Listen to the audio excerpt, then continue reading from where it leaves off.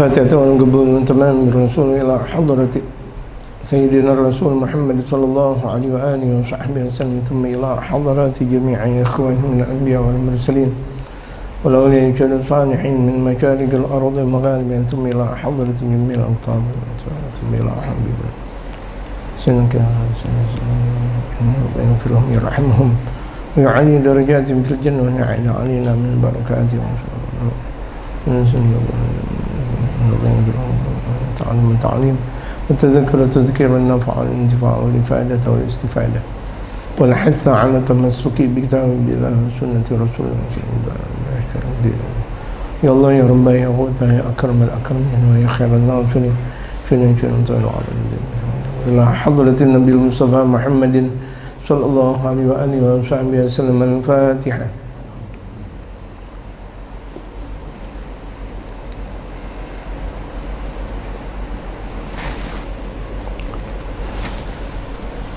Bismillahirrahmanirrahim. Alhamdulillahi rabbil alamin. Wassalatu wassalamu ala asyrafil anbiya'i wal mursalin wa ala alihi wa sahbihi ajma'in, amma ba'du. Wa qad qala al-muallifu rahimahullah ta'ala wa adama an-naf'a bihi wa bi'ulumihi fid darain amin. Qala وهذه سماحة وصف كريم يغرس في قلوب أهل الكرامة. Pembahasan kita dari kitab Is'af Talibi Ridhal Khallaq bi Bayani Makarimil Akhlaq, salah satu karya Al-Imam Ad-Da'i ilallah Al-Murabbi Al-Habib Umar bin Muhammad bin Salim bin Hafiz. Di sini di halaman 33 di alinea kedua, wahadhi samahatu, dan ini kebaikan hati ini, wasfun karimun, adalah sifat yang mulia, yughrasu fi qulubi ahli karamati, yang disiram hati tersebut di hati orang yang mempunyai banyak karamah. Orang yang mempunyai karamah, hatinya itu diguyur dengan sifat kebaikan, sifat-sifat yang baik.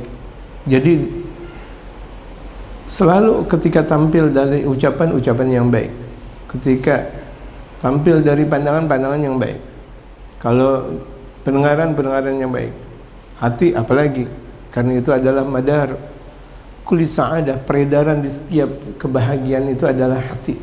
Itu faqad yakunu kabagiyatil akhlaqi, bahkan terkadang seperti akhlak-akhlak yang lain, majbulan alaihil insan, yang manusia itu, yang orang-orang teradatkan, terbiasakan dalam melakukan hal-hal yang baik, fayashulu alaih, mudah untuk dia untuk melakukan kebaikan, an yurasikhahu, mudah buat dia untuk memperkuat, wa ni'mal nabi, dan untuk mengamalkan.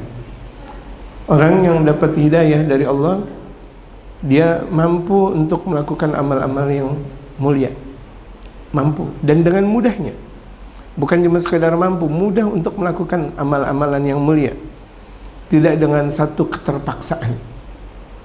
Mau zikir enggak dipaksa, mau sholawat enggak dipaksa, mau sholat enggak terpaksa, mau ngaji enggak terpaksa, mudah untuk dia melakukan itu semuanya. Itu tanda di mana orang sudah mendapatkan taufik dan hidayah dari Allah Subhanahu wa taala. Itu mudah. Dia melakukan amal kebaikan, dia mengajar, mudah, karena sedekah yang paling istimewa itu adalah mengajarkan manusia. Manusia yang tadinya bodoh menjadi alim, yang tadinya tidak kenal Allah mengenal Allah, tadinya tidak kenal Rasulullah kenal Rasulullah. Itu afdhalus sedekah, seafdal-afdalnya sedekah. Kita kira-kira bisa gak bersedekah seperti itu? Kalau kita tidak mau bersedekah dan tidak mampu untuk bersedekah ilmu, sementara sedekah ilmu adalah sedekah yang paling istimewa, maka sedekah harta dan tenaga. Antara harta dan tenaga itu antara 11-12 nilai-nilai pahalanya. Orang bersedekah harta, orang bersedekah dengan tenaga. 11-12 hampir bersama. Tapi ketika orang bersedekah dengan ilmu itu jauh lebih tinggi. Ada orang kayanya luar biasa, timur, barat, utara, selatan, dia punya kekayaan seperti itu. Imam yang adil. Tetap yang pertama kali masuk surga adalah ulama, karena ulama mengamalkan ilmunya. Berapa banyak orang kaya masuk surga lantaran ulama. Orang yang imam yang adil, yang bijaksana masuk surga gara-gara ulama. Kemudian orang-orang miskin yang selalu banyak doanya lantaran ulama. Maka ulama orang yang pertama kali masuk surga setelah mereka para nabi dan rasul. Setelah mereka para nabi dan rasul, yang masuk surga adalah kelompok mereka para wali dan ulama. Tidak ada yang lain. Gitu. Kenapa? Karena mereka orang bisa melakukan ilmu, mengamalkan ilmu lantaran ilmunya dari mereka para ulama-ulama saleh. Dan jadi ulama ketika dakwah dengan mudahnya. Hatta ada ulama ngajarin alif fathah, alif kasrah, alif dhamma, itu pahalanya jauh lebih istimewa daripada orang kaya bersedekah hatta triliun. Ada orang kaya sedekah 1 triliun, tidak ada bandingan dengan ulama ngajarin a i u. Babi bu, udah babi bu, tatitu, tatisu, jajiju, itu lebih istimewa. Tetap jauh lebih istimewa mereka para ulama-ulama saleh. Yang tidak ada bandingannya ulama dengan yang lainnya. Gitu. Jadi itu tadi dikatakan kalau kita nggak mampu jadi ulama, ya udah kita jadi pecinta mereka para ulama-ulama saleh. Nah, kita dari kajian yang sekarang ada, kajian Nabawi TV kita ini, kita nggak mampu jadi ulama, ya udah kita jadi pecinta ulama. Nah, pecinta ulama dari berbagai macam cara menebarkan ilmu lewat Nabawi TV. Kemudian kita yang ada, kemudian kita tebar lagi, kemudian lagi kita ajarkan lagi apa yang telah diajarkan oleh mereka para ulama, menopang dakwahnya mereka para ulama dari berbagai macam sisi, dari berbagai macam sudut pandang ini, dari sisi ini semuanya. Nah, itu namanya pecinta mereka para ulama, walaupun bukan ulama.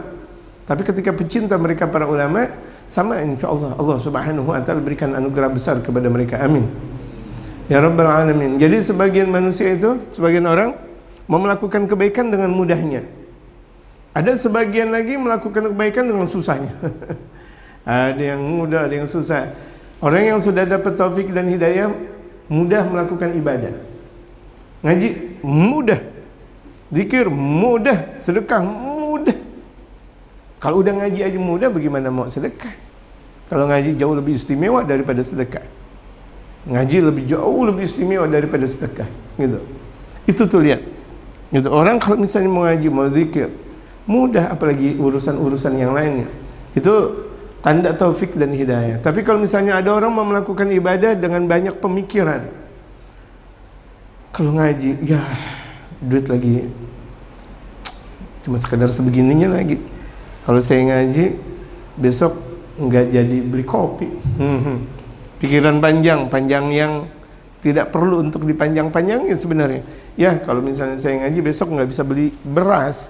Ya, kalau saya padahal ungkapan ngaji sekarang dan beras esok sebenarnya tidak ada hubungannya. Tapi karena memang mahjubun dia, terhijab antara Allah dan dia, terhijab. Hijabnya itu belum ada taufik dan hidayah. Taufik hidayah itu dicari. Taufik dan hidayah itu dicari, bukan dia ngerem aja di dalam rumah. Dia menunggu sebuah penantian. Penantian apa? Ente nggak kerja, nggak dapat bayaran. Ente nggak kerja, nggak dapat bayaran. Gitu. Sebegitu juga ente nggak mencari hidayah, taufik dan hidayah, nggak dapat taufik dan hidayah. Orang yang sudah ngaji saja belum tentu dapat taufik dan hidayah.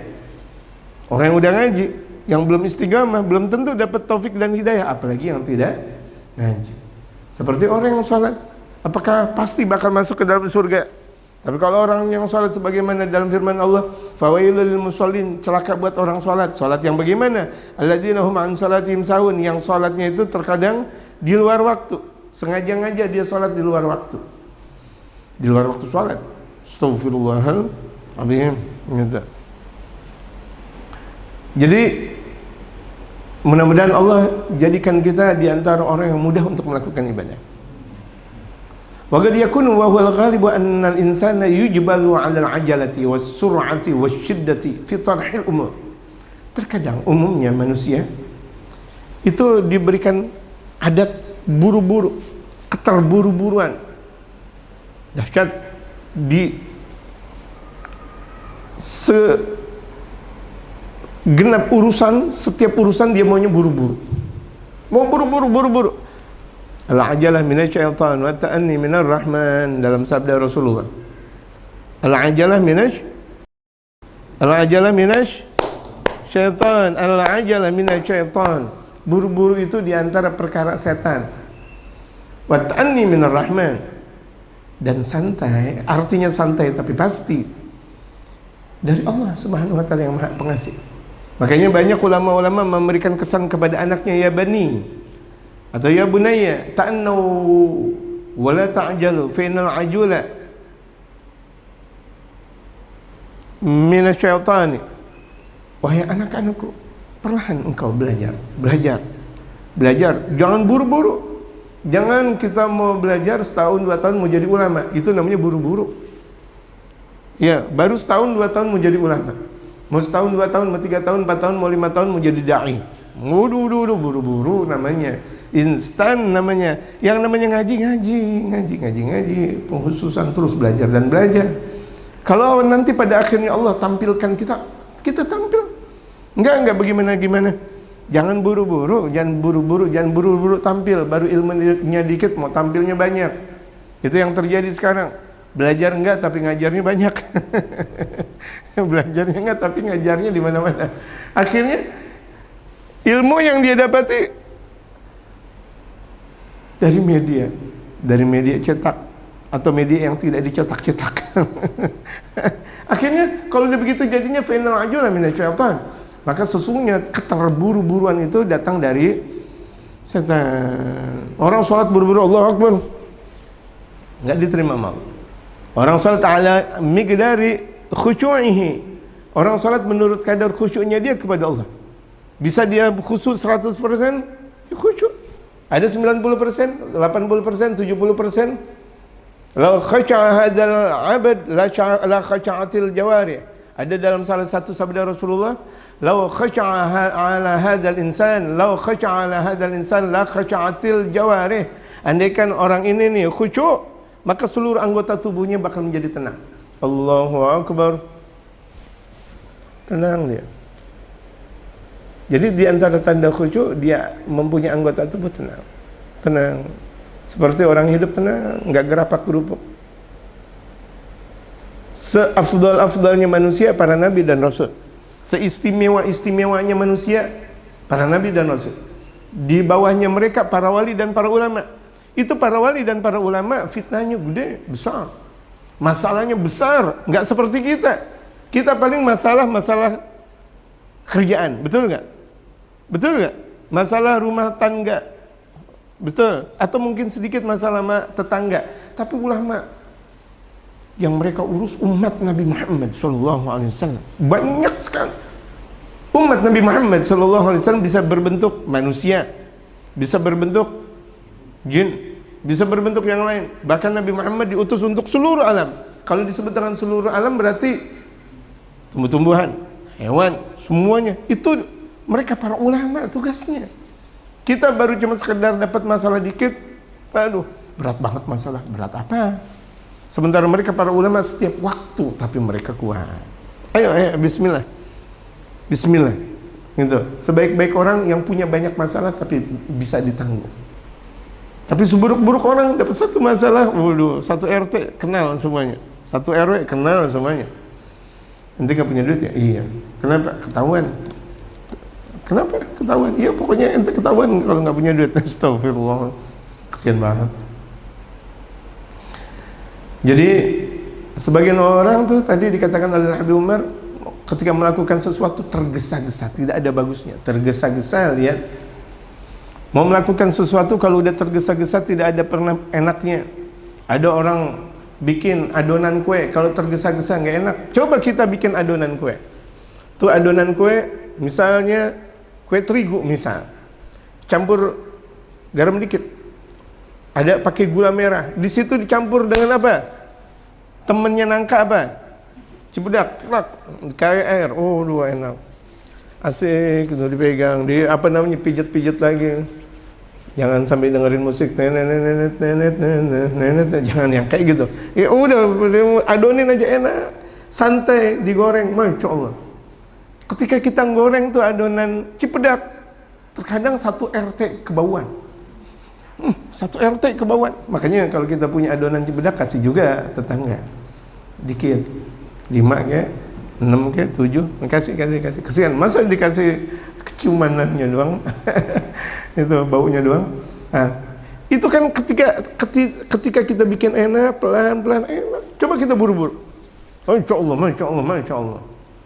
Tuh lihat, bikin kue aja, Masya Allah. Tapi ya, kalau saya makan adonan, kue cipudak saya emang enak terus, memang alhamdulillah. Karena bikinnya memang sudah berkualitas, pelahan. Kalau buru-buru nggak enak, gitu. Orang sholat buru-buru, ada 20 rakaat, berapa menit? 10 menit atau 5 menit, la haula wala quwwata illa billah. Yang ada jungkang-jungking, la salat sah walau khusyuk, gitu. Nggak sah, nggak khusyuk. Dia nggak pakai rukun sholat. Dan sementara rukun sholat itu merupakan sebuah kewajiban yang harus dijalankan. Watashabbuts bil ra'yi, dan untuk mengungkapkan pandangan itu dengan sebuah kediktatoran. Pokoknya ini pendapat saya, ambil pendapat saya. Merasa benar akan pendapatnya, merasa salah pendapat orang lain. Sebagian orang nggak benar kayak begini, ini hawa nafsu. Walaupun dia ibadahnya banyak, tapi dia mau pendapatnya harus diterima.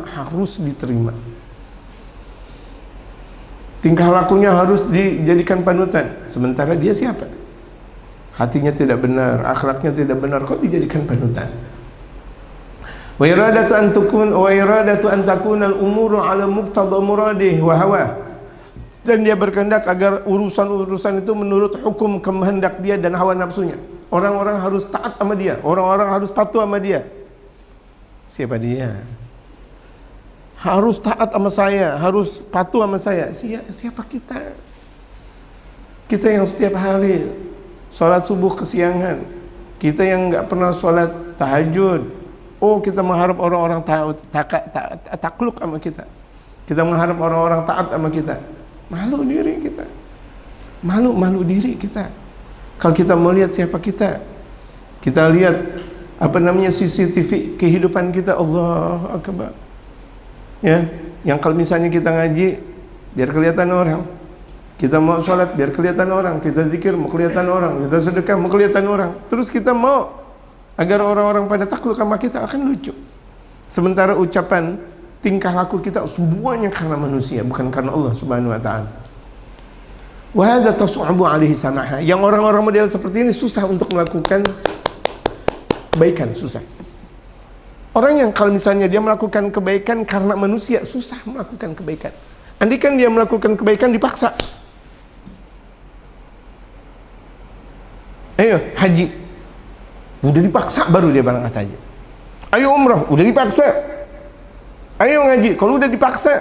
Ayo sedekah, kalau udah dipaksa. Ayo zikir, kalau udah dipaksa. Kalau enggak ada sebuah keterpaksaan enggak? Ini susah untuk melakukan kebaikan. Orang-orang model kayak gini susah untuk melakukan kebaikan dengan mudahnya, susah. Terus gimana dong? Hilangkan itu semuanya. Hilangkan segala sesuatu yang kita lakukan bukan karena Allah. Hilangkan. Udah bukan waktunya kita melakukan sesuatu bukan karena Allah.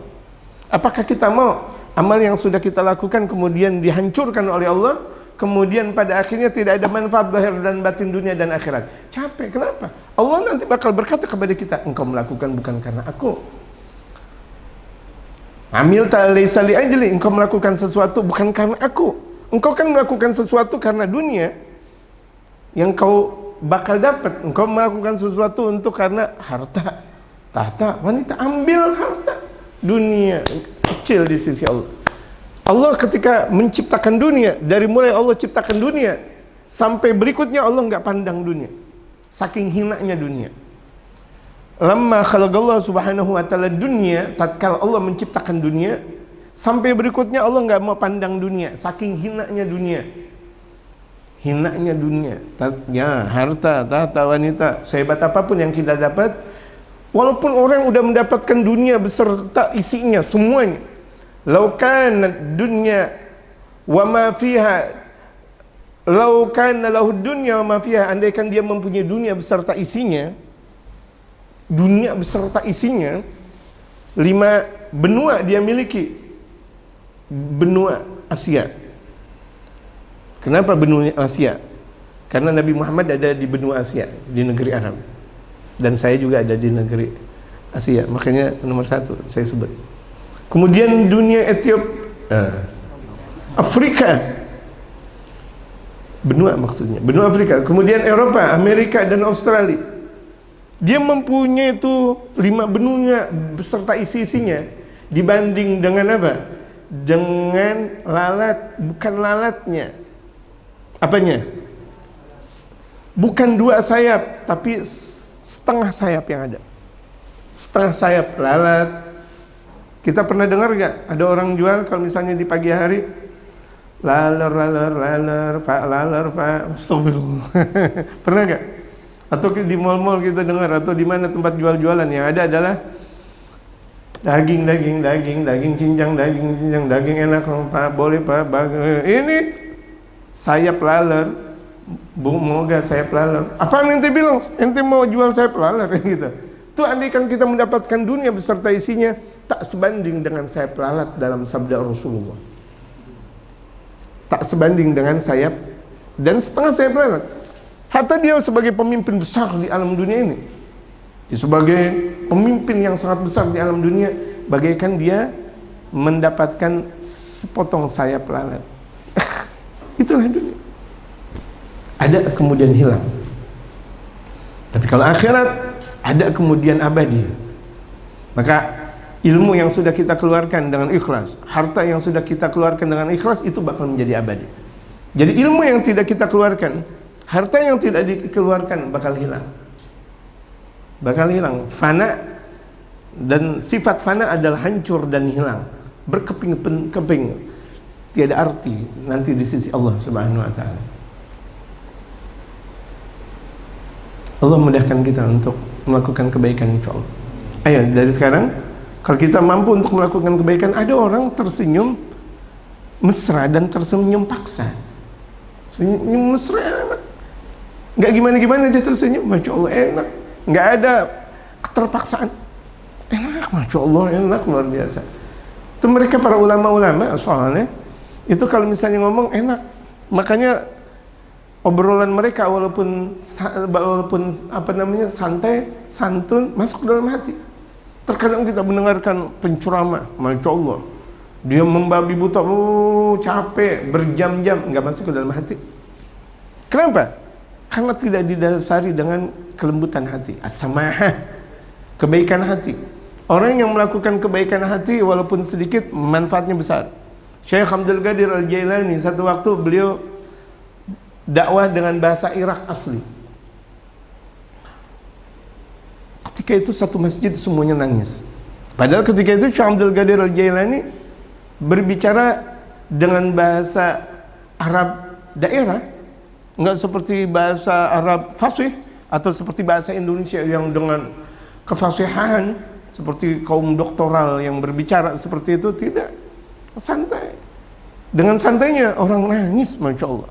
Akhirnya anak dari Syekh Abdul Qadir Al-Jailani berkata, ya boy, aku berbicara dengan gaya bahasa yang tinggi karena anaknya itu seorang allamah.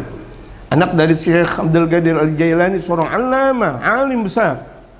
Satu pun tidak ada yang nangis, padahal bahasa Arabku tinggi dan aku jebolan dari engkau, artinya alim besar. Tapi aku bahas tentang dakwah engkau, omongan engkau biasa-biasa aja, wahai bapakku, tapi orang nangis. Ada apa wahai bapakku? Wahadihi lughatul qulub, ini bahasa hati. Allahu akbar, bahasa hati. Coba lihat Al-Imam Al-Habib Husain bin Abu Bakar Idrisul Akbar. Sahib keramat luar batang. Beliau di Jakarta sebentar, beberapa tahun, tapi manfaatnya ratusan tahun. Sampai sekarang mempunyai manfaat besar keberadaan beliau di tanah Betawi, wabil khusus Sahib keramat luar batang Al-Habib Husain bin Abu Bakar Idris. Padahal sebentar, beliau tinggal di Batavia sebentar jamaah. Dan yang ketika beliau berbicara dengan bahasa Arab, makanya ada temannya di sampingnya yang pada akhirnya meninggal dunia, dikuburkan di sisinya Haji Abdul Qadir, Betawi Tiongkok gitu. Betawi Tiongkok itu temannya yang pada akhirnya meninggal di sisinya, di samping kuburan beliau dikuburkannya itu. Lihat dengan bahasa hati. Ratusan tahun orang menerima. Bukan orang hanya di zaman beliau saja menerima dakwah beliau, sampai sekarang. Lihat, sampai sekarang berapa banyak orang yang berkunjung ziarah yang tidak pernah ada habis-habisnya. Di tempat yang lain boleh jadi sepi, tempat beliau nggak ada sepi-sepinya, rame. Terdengar suara di sana dan di sini COVID. Di sana nggak ada kata COVID. Memang benar COVID, tetapi peziarah nggak mengenal kata COVID. Ziarah aja. Tuh lihat, berkah. Kenapa? Lughatul qulub, bahasa hati. Mereka para wali songo dengan bahasa hati. Wali songo mereka dengan bahasa hati, dengan sentuhan hati. Sementara kita dengerin di sekolahan, dengerin di kampus, dengerin di tempat kursus, didengerin di tempat diselenggarakannya muktamar, atau diselenggarakannya konferensi, atau kajian, atau nggak asik, nggak masuk ke dalam hati, nggak asik dan tidak masuk ke dalam hati. Ada apa di balik itu semuanya? Karena bukan berbicara dengan bahasa hati, hatinya kotor. Orang yang hatinya bersih, nyambung, plok langsung. Hatinya bersih. Hatinya bersih.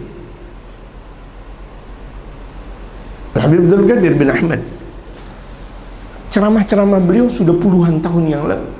Dengan keikhlasan beliau, banyak sekali sekarang yang pada akhirnya ceramah beliau yang tadinya lewat kaset per kaset, sekarang disadur lewat kasih tahu saya. Lewat ini ya, press disc itu namanya. Ya, ditaruh jadi press disc. Ya, jamaah lebih tahu. Penonton lebih tahu, dari kaset ditaruh di press disc. Udah lebih tahu, nggak usah tanya saya gimana ceritanya. Udah lebih tahu. Terus dari press disc 1, 2, 3, 4, 5, 10 sampai 20. Oh, ada 20, saya nggak tahu. Saya asal ngomong aja. Itu Masya Allah, sampai sekarang tuh lihat banyak ucapan-ucapan beliau. Berkah, lihat. Padahal ketika itu beliau lagi berbicara di padang pasir, beliau lagi bicara santai apa semuanya. Sekarang tersadurkan ucapan-ucapan beliau seakan kita lagi ngaji sama beliau. Padahal itu ucapan yang puluhan tahun yang lalu. Berkah. Ucapan berkah. Sebentar, tapi bermanfaat sepanjang masa. Allahu Akbar. Kita ngobrol, ngajarin orang sampai berbusa nih mulut. Orang belum berhasil kita taklukkan. Allahu Akbar. Padahal nih ngomong udah berbusa-busa tetap. Inilah manfaat di mana orang mempunyai kebaikan hati. Orang punya kebaikan hati, ngomong aja bermanfaat. Lentur. Boleh jadi orang ketika didakwahi, ketika itu belum terlenturkan hatinya. Tapi nanti beberapa saat, atau bahkan di zaman anak-anaknya, plek langsung. Berapa banyak orang dakwah, ketika itu mungkin orang yang didakwahi belum terima. Tapi ketika itu zaman setelah anaknya diterima. Anaknya sudah tumbuh dewasa, sudah besar, akhirnya anaknya yang ngaji. Benar sih bapaknya belum tentu ngaji, tapi anak-anaknya yang ngaji. Dong, itu diantara min alamitil barakah, diantara tanda keberkahan. Ya Allah. Jadi dikatakan oleh Al-Habib Umar, wa hadza tas'abu alaihi samaha. Orang yang kalau melakukan sesuatu bukan karena Allah, sulit buat dia melakukan kebaikan. Sulit, andaikan dia melakukan kebaikan bukan karena Allah lagi udah. Dia melakukan kebaikan lagi bukan karena Allah lagi. Bukan karena Allah lagi. Fima yuhawilu, apa yang dia usahakan, wa fima yuridu, apa yang dia inginkan, wa fima yu'amilu, apa yang dia amalkan, gak bisa. Susah. susah. Ibarat kalau misalnya dikasih tugas, benar dia menjalankan tugas, tapi tidak final. Diberikan ini dan itu, benar dia jalankan, tapi tidak final. Ini orang yang melakukan sesuatu bukan karena Allah. Ada sesuatu yang pada akhirnya tersendat, yang pada akhirnya gagal. Fawaidan, kalau begini, gimana dong kalau udah begini nih? Amala binaw'in minal ghilzati wa syarasa. Berarti dia sudah melakukan sesuatu dengan berbagai macam bentuk kekerasan. Berarti yang dilakukan keras semuanya. Orang yang melakukan sesuatu bukan karena Allah, apapun yang dia lakukan sesuatu keras, ngomong keras, hatinya apalagi sekeras-kerasnya hati, sekeras-kerasnya hati. Allahu Akbar. Gak ada manfaatnya akhirnya. Keras, orang keras. Kalaulah Nabi keras, dalam firman Allah, walau kunta fadlan ghalidhal qalbi lam faddu min hawlik.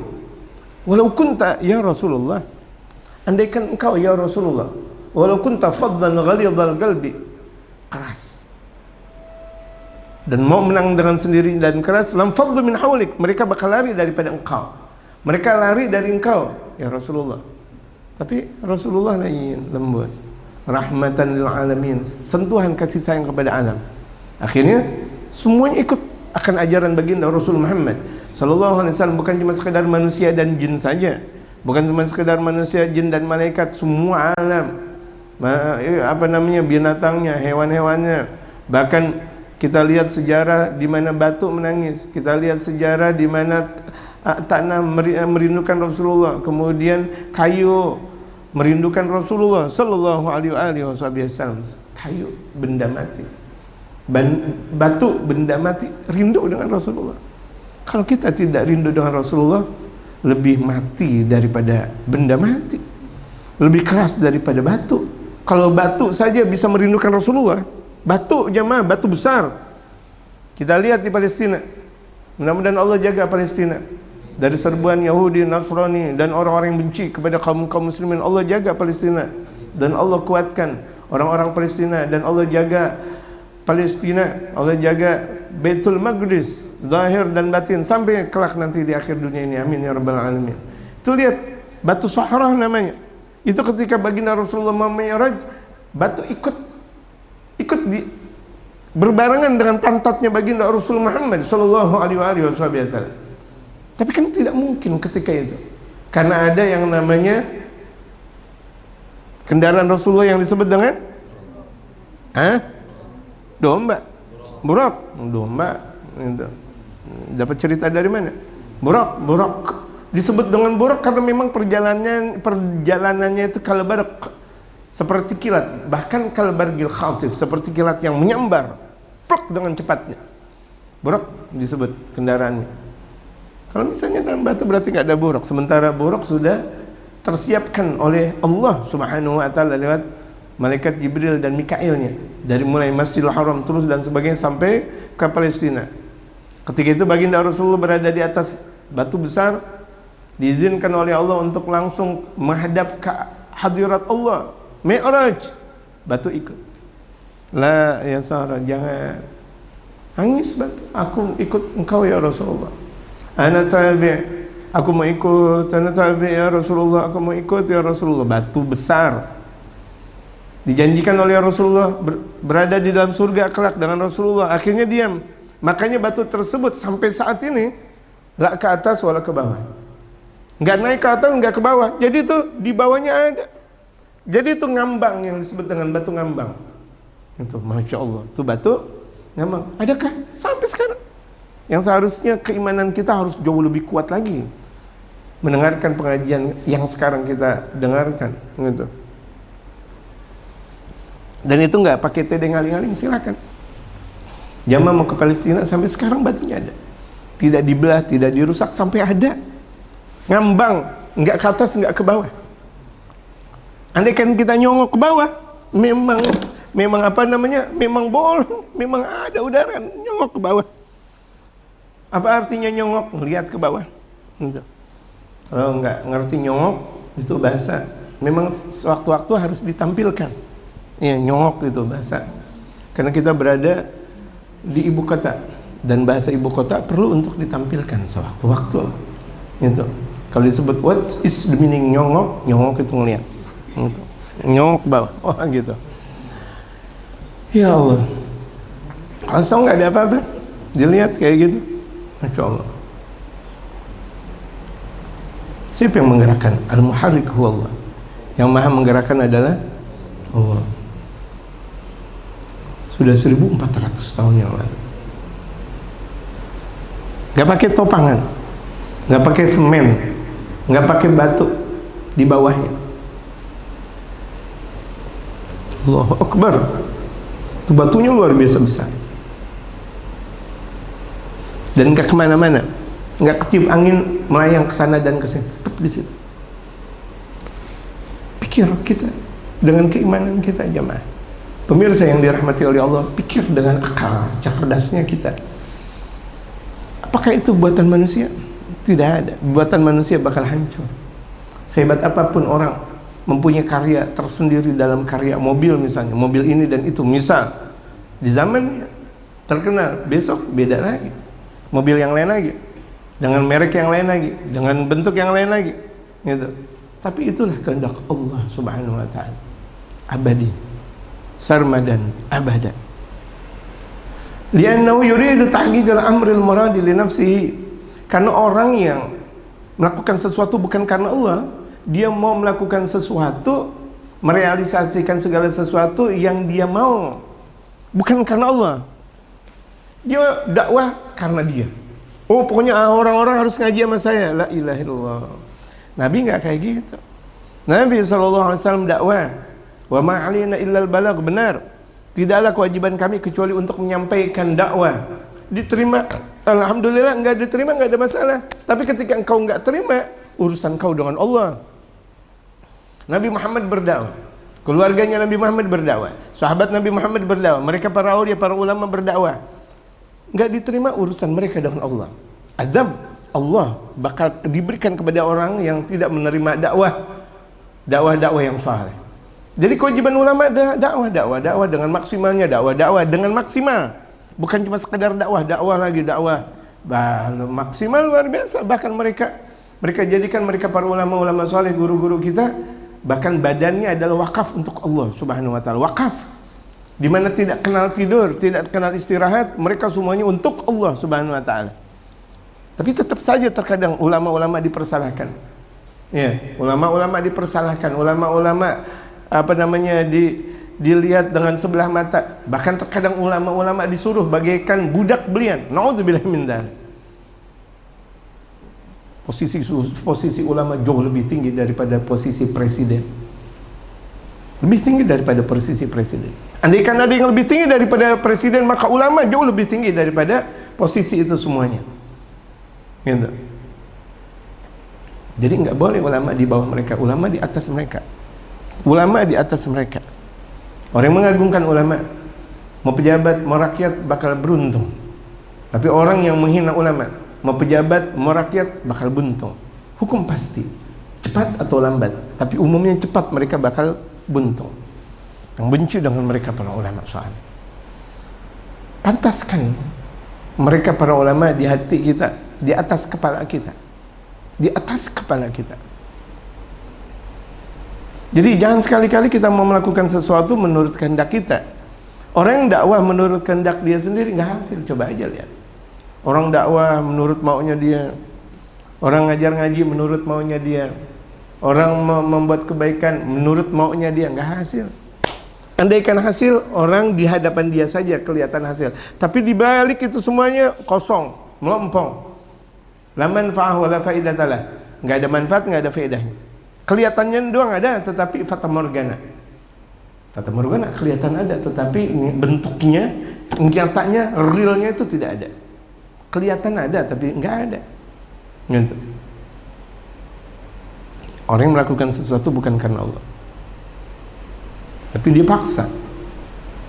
Dia paksa lagi, dipaksa lagi, dipaksa lagi, dipaksa lagi, nggak hasil. Wa kadzalika idza hawala amran hawalahu bil quwwati wasyiddah. Demikian juga ketika dia melakukan sesuatu urusan yang dia usahakan dengan kekuatan dan sebuah kediktatoran. Mana orang yang diktator yang ada di hidup di alam dunia ini? Firaun, hancur berantakan dan di bumi diabadikan oleh Allah Subhanahu wa taala. Bagaimana nasib Firaun sekarang yang ada di Mesir? Ada ulama nanya, "Ente mau kemana ke Mesir?" "Mau ziarah." Pikiran ziarah Sayyidina Husain, atau ziarah ke Imam Syafi'i, atau ziarah ke Imam Abdul Hasan Al-Syadzili, atau ziarah ke mereka para sahabat Rasulullah, para awliya, para ulama. Mau ke Firaun. Astagfirullah, ulama kaget langsung. Mau ke Firaun ente ziarah? La ilaha illallah. Ngeliat apa? Ngeliat mumi. Astagfirullah. Ente punya bapak ente udah ziarah belum? Belum. La ilaha illallah. Ente punya ulama ente udah ziarahin belum? Belum. Ente punya guru udah ziarahin belum? Lah ente dari jarak jauh mau ketemu Firaun. Dia bingung dia tuh jawabnya. Iya ya. Dia baru udah sampai di Mesir. Habis akhirnya dia bingung. Udah naik kuda dan udah naik keledai kan di depan piramida itu kan di sekitarnya banyak keledai dan kuda disewakan. Udah sampai situ dia bingung. Iya, bapak moyang saya bukan. Tawasul, la ilaha illallah, tawasul sama Firaun, musuhnya Allah. Muziarah sama la ilaha illallah. Iya ya. Tapi orang terkadang kebingungan. Udah sampai bingung dan dia berpose sama Firaun. La ilaha illallah. Dia girang berpose dengan Firaun, sementara Allah melaknat Firaun. Allah melaknat Firaun, Allah benci sama Firaun, musuhnya Allah, musuhnya Tuhan kita. Tega banget kita berselfie ria dengan Firaun. Itu musuhnya Allah. Allah mengabadikan maksudnya biar umat tahu bahwa tuh musuhnya Allah akhirnya jadi begitu. Itu maksudnya. Berselfie girang, saya udah ke mana? Ke Farao Ramses. Saya udah ke Firaun. Girang, ente udah ke Firaun belum? Astagfirullah. Dia lupa. Dia ngomong kayak gitu ketika ditanya Firaun musuhnya Allah atau wali atau ulama atau nabi, dia bingung. Iya ya, dia udah ngeluarin kocek dengan banyak, cuma sekedar apa? Simbol kegengsian, simbol kesombongan. Itu simbol kesombongan, kegengsian. Sayyidina Husain nggak dia ziarahi di Mesir. Imam Syafi'i dia tidak ziarah. Imam Muhammad Hasan Al-Syadzili, para awliya ulama, dia tidak ziarah. Dia ziarah kemana? Firaun. Ziarah lagi bilang, ziarah ila Firaun. Astagfirullah. Yang ada kita lari, musuhnya Allah. Ada gak kita berpuasa dengan setan dan iblis? Iblis, puasa dong. Yang ada lari, kita takut. Gak mau. Kita lagi ngaji ada setan aja, puyeng gak enak, apa semuanya bau banget tuh lihat. Kita berpuasa dengan asiknya. Nih, puasa saya dengan Firaun. Blok, waduh kira. Sebelah sana lagi, blok kira. Muminya tuh muminya nggak ngapa-ngapa, udah mati jelas. Lihat Namrud, lihat Abu Jahal, lihat Abu Lahab. Apa nasibnya mereka tuh orang-orang yang diktator pada zamannya, musuh-musuhnya Allah Subhanahu wa taala. Berkuasakah sekarang? Sedikit pun tidak ada kuasa, yang ada adalah laknatnya Allah. Sampai nanti hari kiamat, sampai berikutnya nanti di nerakanya Allah, mereka adalah penunggu neraka yang paling dalam. Firaun namanya, Namrud namanya, Abu Jahal namanya, Abu Lahab namanya, musuhnya Allah Subhanahu wa taala. Kalau itu musuhnya Allah, musuhnya para nabi, musuhnya kita dong. Ya, itu jadi musuh kita. La ilaha illallah Muhammadur Rasulullah sallallahu alaihi wasallam. Allahu akbar.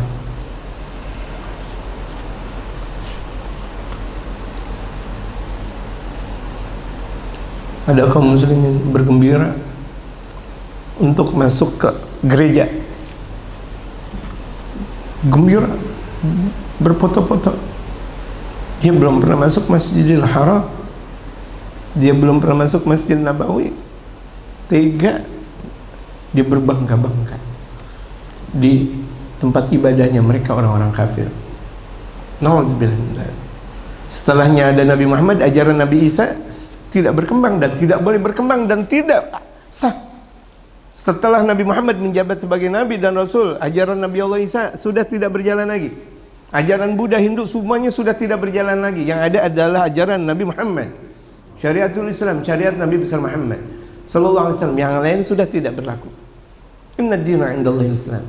Wa may yabtaghi ghairal Islam falan yuqbala minhu wa huwa fil akhirati minal khasirin. Jelas dari firman Allah Subhanahu wa taala. Jadi orang yang kalau misalnya dia mengikuti ajaran selain Allah, berarti dia sombong. Dia mengikuti ajaran selain baginda Nabi besar Muhammad, berarti dia sombong. Dia nggak pernah mengikuti ajaran mereka para aulia, mereka para ulama, kaum guru, kaum salihin, berarti dia sombong luar biasa.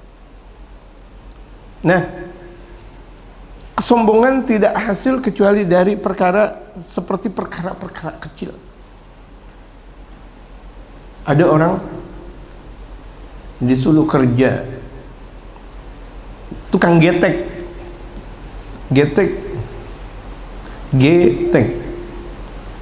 tanya lagi, apa itu arti getek? Ma huwa getek? What is the meaning getek? Getek terbuat dari kayu atau bambu yang menghubungkan di antara kali satu dengan kali yang dua, yang dipegang atau dengan dayung. Itu namanya getek. Itu disuruh kerja getek. Masa saya udah S1, S2, S3 jadi pejabat getek? Apa namanya itu? Apa namanya? La haula wala quwwata. Apa namanya itu semuanya jemaah?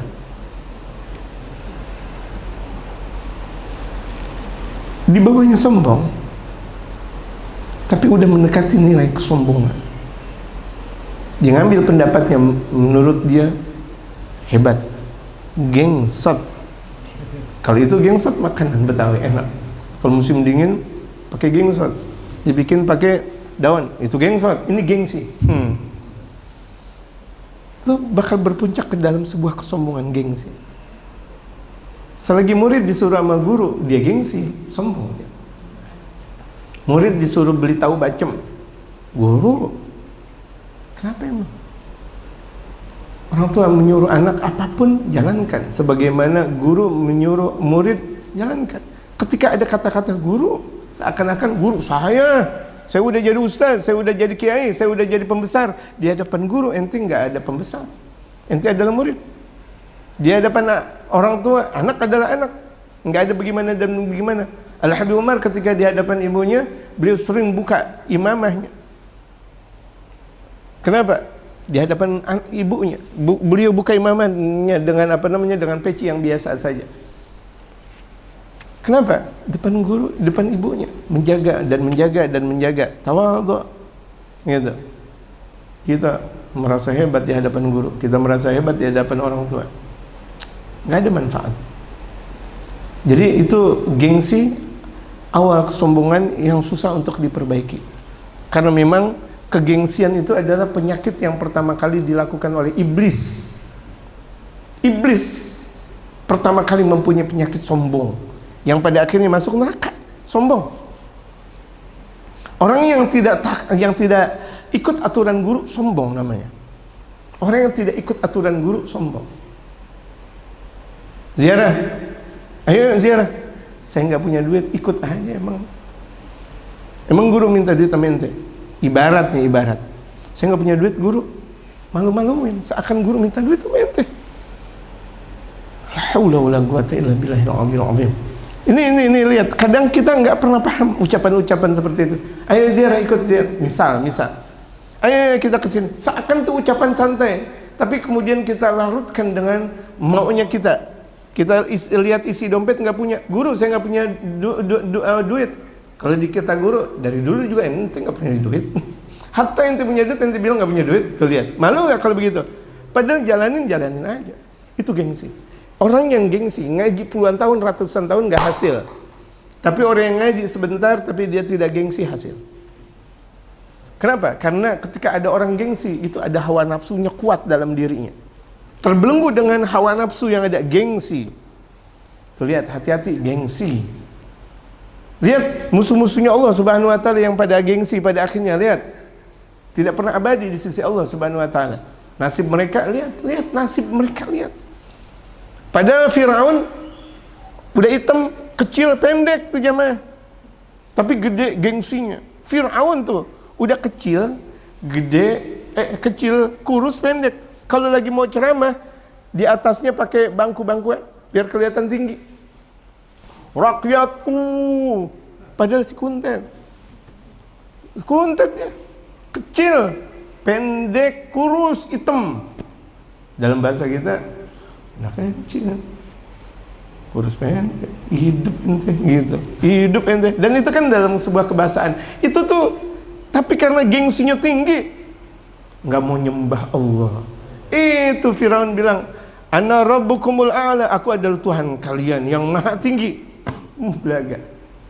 Padahal ketika dihampirkan berbagai macam kejadian yang diberikan Nabi Allah Musa kepada Firaun, tunduk Firaun. Tapi akhirnya dia panggil siapa? Orang-orang yang ahli santet, orang-orang yang ahli penyamun, orang-orang yang ahli sihir, sampai sihir dengan ular dan sebagainya. Mereka mengeluarkan sihir berbentuk ular. Akhirnya dengan mukjizat yang Allah berikan kepada Nabi Allah Musa, ular-ular tersebut dimakan dengan ular yang dimiliki oleh Nabi Allah Musa lewat doanya. Ketika itu Firaun kebingungan, tapi tetap karena memang dia gengsi.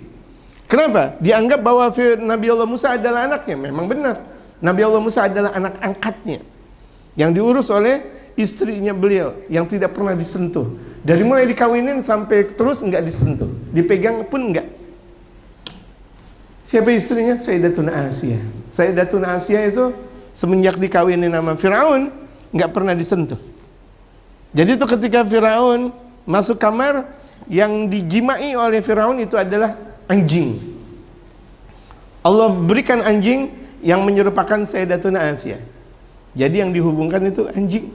Setiap dia berhubungan, jadi dia berhubungan dengan anjing. Sayyidatuna Asiyahnya di sampingnya dengan Nabi Allah Musa alaihi salatu wassalam. Allah jaga. Kenapa? Pada akhirnya Sayyidatuna Asiyah sebagai istri baginda Rasul Muhammad sallallahu alaihi wasallam. Betapa tuh Allah jaga tuh. Betapa Allah jaga Sayyidatuna Asiyah. Wanita muslimah yang bersyariatkan Nabi Allah Musa alaihi salatu wassalam, yang pada akhirnya menjadi istri baginda Rasul Muhammad sallallahu alaihi wasallam di dalam surga. Allah, beruntung Sayyidatuna Asiyah. Ya, beruntung Sayyidatuna Asiyah. Mana anak-anak kita ya? Anak-anak kita jauh dari nama Asiyah. Aisyah, Fatimah, Khadijah, Zainab, Ruqayyah, Ummu Kulthum. Mana putri-putri kita bernamakan seperti nama mereka? Sementara mereka adalah pimpinan surganya Allah Subhanahu wa taala. Mana anak-anak kita? Abu Bakar, Umar, Utsman, Ali, Muhammad, apa semuanya? Mana anak kita? Nah, anak kita ambil dari nama-nama barat. Anak-anak kita ambil dari nama timur. Anak-anak kita ambil dari nama orang-orang kafir. Na'udzubillah, tsumma na'udzubillah. Wa marji'u dzalika ila ghalabatin nafsi. Rujukannya bagaimana untuk meruntuhkan jiwa.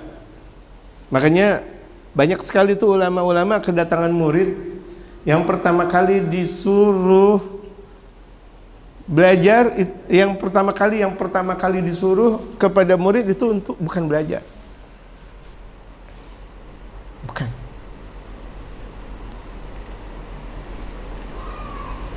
Ada anak pejabat ngaji. Waalaikumsalam. Ulama, saya mau ngaji ya. Iya, ahlan wa sahlan, ahlan. Ya. Terus disiapin kue kue gorengan kue goreng cepedak misal, kue goreng cepedak di atas tambah goreng pisang. Ini maksudnya guru, ente jual di pasar. Anak pejabat mau ngaji, maksudnya Ente jual. Kalau ente udah bisa jualan, habis itu ente ngaji di sini. Bener sih, dia bawa tampah ke pasar, gorengan, tapi makin lama makin sombong dia. Saya anaknya pejabat, saya di mana-mana orang pada hormat sama saya. Saya kan mau ngaji, tapi kenapa disuruh seperti ini? Guru, saya nggak mau ngaji. Sombong ente. Jadi pertama kali ngaji itu terkadang guru menghancurkan nafsu birahi kita, menghancurkan kesombongan kita. Disuruh ini dan itu. Ini dari zaman dahulu, dari zaman ratusan tahun. Ketika guru mau ngajarin ngaji, disuruh dulu tuh murid. Di zaman dahulu, orang-orang tua kita tempo dulu ketika ngaji di kiai-kiai di Jawa contohnya, bukan disuruh ngaji dulu. Bukan disuruh baca Quran, disuruh belajar bahasa, belum. Tapi diapain? Nyebur kemana? Empang. Nyebur di mana? Di apa namanya? Di mazra'ah. Di sawah, nyebur sawah. Yang tadinya kuning rangsat menjadi hitam. La ilaha illallah, saya di sini mau ngaji. Dia lupa. Sebelum ngaji dibentuk khidmah dulu. Khidmah. Dia nggak paham. Justru keagungan ilmu di situ datangnya, keagungan adab di situ datangnya. Keagungan karamah dia sebagai santri di situ datangnya. Disuruh dulu sama guru. Kita lupa seperti itu. Kita lupa. Dan itu udah ratusan tahun yang lalu jamaah. Itu udah ratusan tahun yang lalu. Di mana orang pada mau ngaji kepada guru, enggak disuruh ngaji dulu, enggak. Dihancurin dulu nafsunya. Bagaimana mungkin orang ngaji dengan nafsu? Dengan maunya sendiri. Gaya saya siapa ente di hadapan guru? Hatta ente presiden di hadapan guru adalah murid. Hatta ente gubernur di hadapan guru adalah murid. Hatta ente sebagai semuanya jenderal apapun di hadapan guru adalah murid. Enggak ada di hadapan guru orang yang lebih tinggi. Guru lebih tinggi. Ulama lebih tinggi. Mereka para wali lebih tinggi. Allahu Akbar. Lupa kita jamaah sekalian. Lupa enggak? Terkadang kita kan kalau saya ngaji berarti kan saya harus ngaji dong, ada kitabnya. Pertama kali ngaji beliin bakwan. La ilaha illallah, ana ngaji disuruh beli bakwan. Beli kembang, bikin kembang. Ya Allah, ana mau ngaji. Dia nggak tahu itu ngaji yang paling istimewa di situ. Mengembangkan jati diri.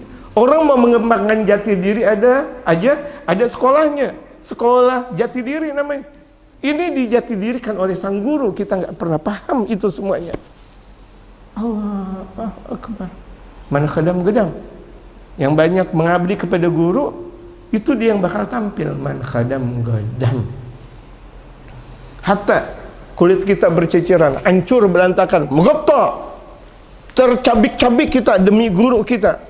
Itu jauh lebih istimewa daripada kita. Itu tercabik-cabik semuanya. Itu bakal memberikan hasil yang sangat indah nanti kelak. Dan itu bakal dibalas oleh Allah dengan sebalas-balas yang mulia. Duduknya kita dengan guru kita, itu keberkahan yang sangat tinggi jamaah sekalian. Lupa kita yang seperti itu. Dan modal kita kelak bakal mendapatkan syariat besar, syafaat besar dari sang maha guru baginda Rasul Muhammad SAW yang bakal beliau timpakan syafaat tersebut kepada guru-guru kita, yang pada akhirnya guru kita yang bakal memberikan syafaat kepada kita. Amin ya rabbal alamin. Lupakah kita itu semua? Kita ketika ngaji, oh kan saya mau ngaji, nggak mau dia ini dong. Ngaji, intinya ngaji khidmah. Berapa banyak orang ngaji tanpa khidmah tidak ada manfaat. Lihat, orang keluar dari kampus, orang keluar dari mana semuanya, lihat adakah manfaat mereka? Selagi mereka mengatakan bahwa saya adalah saya, hancur. Ilmu yang sudah mereka dapati nggak ada manfaatnya. Wallahu a'lam. Al-Fatihah wal qabul wa tamam bir rasul. Wa ila hadrati sayyidina Rasul Muhammad sallallahu alaihi wasallam. Hadrati Al-Fatihah.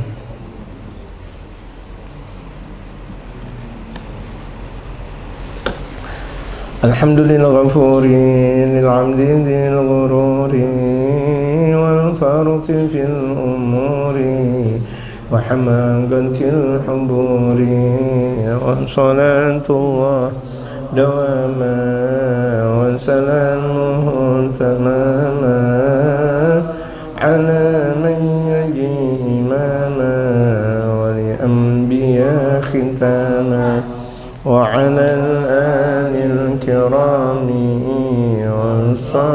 كالنجوم في قلوة المرام للعرب والأعجام.